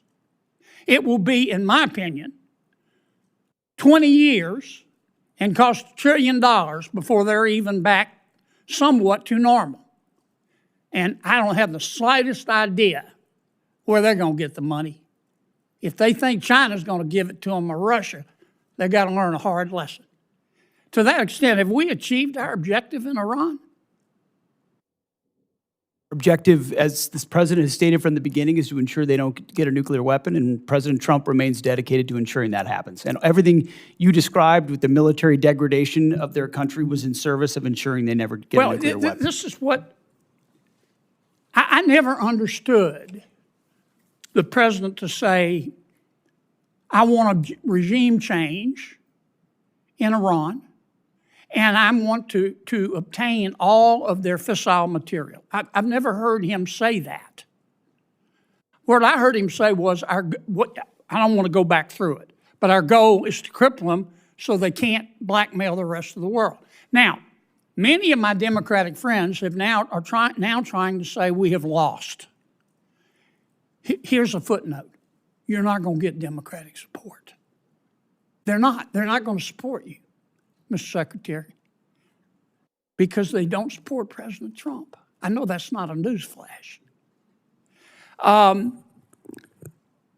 But they say we've lost.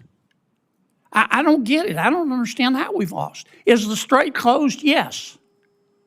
But if we continue that blockade where nothing's going in and nothing's going out, eventually they're going to have to shut down their oil fields, are they not? Half of their oil fields are low pressure. Once they put them down, they're not going to get them back up. Am I missing something here? No, that's why the president is right when he says we hold all the cards, and we do. And we've got the best deal maker in the world able to make the best deal for the United States of America. And if we have to go back at it as the Department of War, we're ready to do that as well. Well, keep two things in mind. You're not going to win over my Democratic friends. It's not worth getting your blood pressure up. Focus on other things. And number two, just keep this in mind. America first does not have to mean America alone. America first does not have to mean America alone. We need all the friends we can get. They need to carry their own weight. They need to pay their bills. But the more the better. I'm sorry I went way over, but I sure do appreciate Senator it. Kennedy. Senator Murphy. Thank you, Madam Chair. Thank you all for being here. Let me give you a chance, Mr. Secretary, to answer Senator Coons' question, which is a really simple one. How are we going to get the strait open? Because nothing matters more to our constituents than doing something about these spiraling gas prices, which are bankrupting families and farmers all across the country. And maybe let me ask it this way. This is the first time you've come before this committee, but in other briefings, people that work for you have told us in plain terms that there is no military mechanism to reopen the strait, that ultimately it will be a political decision made by Iran. And I think you're confirming that here today by suggesting that it will be economic pressure that will create a political imperative inside Tehran to open the strait. So can you just confirm for the committee that there is not a military mechanism or means to reopen the strait, that ultimately we have to essentially use diplomacy, economic diplomacy in this case, in order to convince Iran to make the decision to reopen the strait? I would say, Senator, there most certainly are military means by which we could open the strait, both on targets on land and also with what we do with our naval capabilities, not to mention our naval blockade. Why haven't you done, if that's true, and that's not what has been testified to us in private briefings, why haven't you done that already? Ultimately, a preferred long-term approach would be a deal where they open it up, where they stop being pirates of international waters and allow countries from all nations to flow. You know, these aren't U.S. ships that are being blockaded there. These are ships from all around the world, creating much more pressure for other countries than ours. So the bad guy here is Iran, who's closing the strait through piracy effectively, because they really only have fast boat capabilities. We're blockading them. None of their stuff's getting out. They're feeling all the pressure. Okay, so here's they're feeling all the pressure. Here's my follow-up question. You don't worry that through a study of history, you might come to the conclusion that you are overestimating their willingness to cave based upon economic pressure. The Russians believed years ago that Ukraine would cave because of the economic pressure they were putting on Ukraine. We thought the North Vietnamese would cave because of the economic pressure we were putting on them. Your own intelligence estimates, as has been reported, suggest that, in fact, the Iranians are in a position to hold out for potentially years. This is a high-risk strategy to hope that this economic pressure will eventually cause them to voluntarily reopen the strait when there's plenty of evidence from military history to show that countries that are being attacked or invaded or occupied are actually willing to put up with a whole lot of economic misery in order to preserve national pride. Well aware. We understand all of those historical case studies, and it's not just economic pressure. There's military pressure, diplomatic pressure. We certainly have a lot more military pressure we can bring to bear if the president were to choose to do so. I think there are a lot of different dynamics cards that the president can play, holding all of them to ensure even greater economic pressure or even greater military pressure in Iran. And they know that, and that's why the negotiations are serious and ongoing right now about giving up their nuclear capability, because they understand that. And the problem is time is not on our side here. I believe you are being way too optimistic in your assessment of their potential to cave.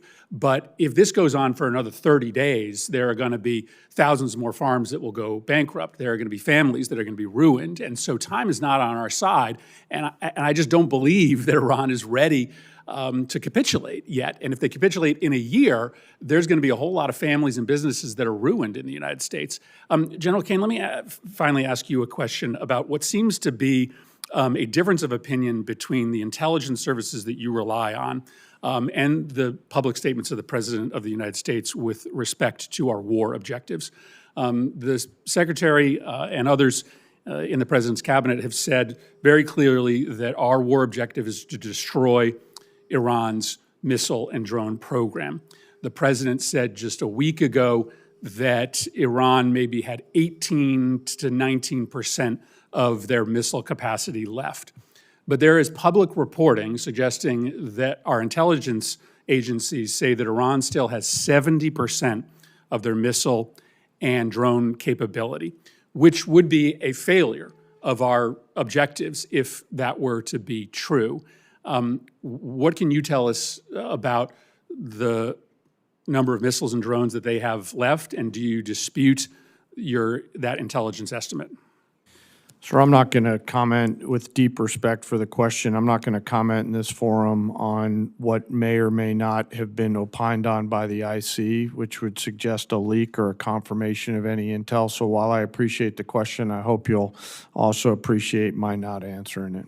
Well, then just give me the president said that 80% of I'm not going to comment on BDA on either way, sir. Well, then how do we or the American public assess the success of the mission when you've stated publicly the purpose of the mission is to destroy their missile and drone capability? How do we assess whether we should continue funding this if you can't state Well, I'm to not us going to what the answer assessments are. what you guys in the Congress considers the decision criteria around continued funding or not. What I know is that I've not read the report that you're talking about. All of our battle damage assessment matters are classified, and it would be inappropriate for me to comment in this forum on that. And I appreciate the question, but I'm not going to answer it. Let me just put it to Secretary Hegseth. The president said that 80% of their missile capacity had been destroyed. This public report says it's only 30%. Can you give us an answer as to what the real number is? I mean, I would answer the same way as the chairman. Not talking to this committee about the damage assessments? Not validating leaked information that could be wrong or not wrong. Why would I validate what Well, no, just tell us people what the may number leak or is. not leak? You're- This you- is not a classified well, you setting. said We don't you're- talk about those things. And you Senator like to talk Murphy. about them on TV, we don't talk about them here. I would perhaps suggest that, that some of these questions and responses are perhaps best in a classified setting. But I also acknowledge that we are not in a classified setting. We have held the secretary and the chairman longer than I think they had anticipated. Senators have 1 week to submit additional questions for the subcommittee's official hearing record. We request for a response from our witnesses within 30 days of receiving these questions. The subcommittee stands in recess, subject to the call of the chair, and I would ask those in the audience to remain in their seats until Secretary and General Caine depart. And safe travels to you to China. Good luck.